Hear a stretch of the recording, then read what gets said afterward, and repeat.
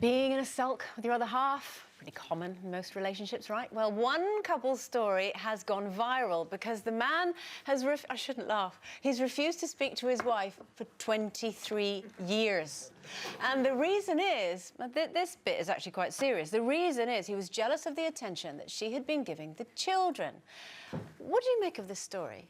Are you a sulker? 23 years. Yeah. It seems kind of, well, look, a little excessive. The actual story sounds ridiculous, but there is a serious point here, yes. which is that we know that it's a really vulnerable time for relationships when a child is born, and I think as a society we've not always done well enough to involve dads in the whole process. I can remember when our kids were being born, and you'd go to see the midwife, and as a dad you get put in the corner, there's a chair for you over there, and all the conversation happens. And I remember there was an issue that Yvette was having.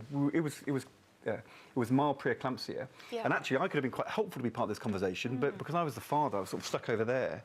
And I do think we can do symptoms. Yeah, exactly. You could, and we do know that that in terms of the policy, often the most vulnerable time for a relationship is in those first few days, especially if fathers, especially if they're younger or whatever, things haven't gone so well in the relationship. And so we have to kind of try and find ways to make it better. One of the things I did when I was in the government was we tried to see whether, you know, if you have a baby as a mother, you have a bounty bag.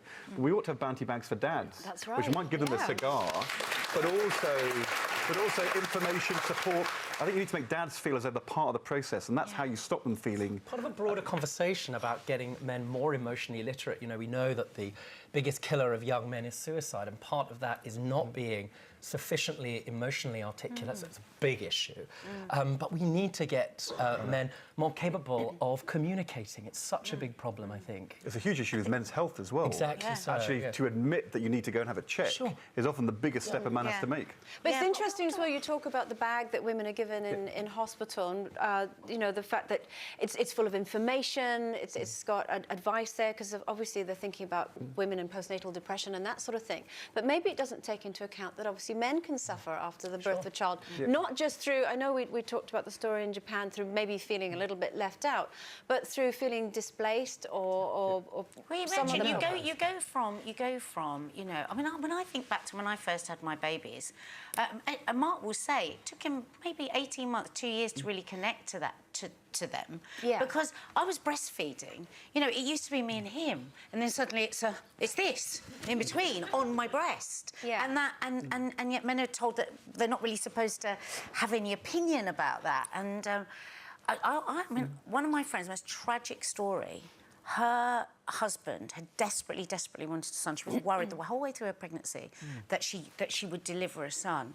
And she breastfed, as we're told, you know, is the best thing to do. And he was so overwhelmed with jealousy that one night while she was sleeping and breastfeeding her baby, he slapped her around the face. Well, that's obviously a whole very different and that's at one end. That's at one end of the scale, isn't it, Nadia? Behaviour, but I think that a lot of men, there is a spectrum there, and a lot of women might come somewhere on it. There's no excuse at that end. He should be in prison. No excuse. But there is a domestic violence vulnerability in those early weeks. It is an issue. But in those, like you said, in those early weeks, there is. You say that domestic violence rates go up but I think that we've got to discuss that, because what's going on with those men, how they feel, how they feel pushed out of the situation. Why are men excluded from this discussion? I mean, and also they don't seem... We're right in the middle of it. We're loose men. We're right in the middle of it. They also don't seem to talk about... And one of the things I'm aware of is friends who have babies and the expectation of what it's going to be like and the reality. The rosy glow. Yeah, and the chasm between the two is where depression is. Yes. You know, they don't quite know where to stand, and nobody helps them, and it's very difficult for them to talk to their friends about that as well. Because I think there's so many expectations as men as well. You know, like as women, we all insist that our men come into the labour room. Well,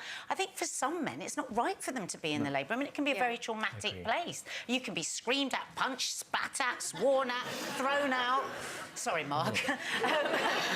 and then your wife could possibly be a blubbering wreck for weeks. In the same way. And what are you doing with your emotional health in that time? In the same way as that for some women, breastfeeding breastfeeding's not going to work. And you can't have a situation where you say you're only a good mother if you breastfeed, because for some women it doesn't work. But the breastfeeding issue, quite often, the issue is not the attitude of the mum, but the attitude of the dad. If dads understand how important breastfeeding is, they'll be supportive of their wife breastfeeding. I don't think we do enough to persuade dads this is quite important, and I'm afraid... Are there stats on that, then, that a lot of women might give up breastfeeding because of the men? Absolutely. We know that the father's attitude is hugely important to the mum's decision about whether to breastfeed, but we do nothing to help dads learn how to be dads in those early weeks. And actually saying to your wife it's important to breastfeed is a really important thing to say, but how many dads ever even think to say also, that? even If you thought that got heated, wait until you watch these and click here to subscribe. You may as well. It's totally free.